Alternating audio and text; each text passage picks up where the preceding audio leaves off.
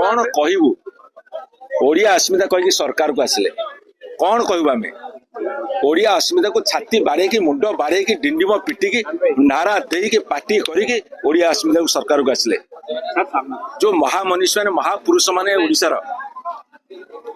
विभिन्न अंचल व्यतिरेक किए केन्द्र ओडिशार किए उत्तर ओडिशार किए दक्षिण ओडिशार किए पश्चिम ओडिशार समस्त एकाठी होते ओडिया भाषा को ओडिया को एक भाषा भित्तिक प्रदेश गठन करने ओडिशा प्रथम राज्य जे कि ओडिया भाषा भित्तिक राज्य परिणत होता 1936 मसीह जो बंगाला मैंने कहले ओडिया एक भाषा नहीं से तो समस्त एकाठी होते गोटे मेंटालिया सीए मेंटालिया सरकार मेंटालिया एरा कौन देवालिया चिंताधारा दुर्बल सरकार ये इतिहास जानी इतिहास कहींपर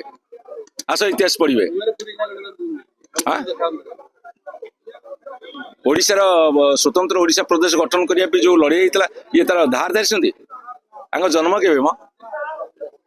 ये जमी 36 मसीहा पूर्व जन्म होते ये पुणी नारा दौरान 2036 मसीह आम विकसित ओडिशा करूँ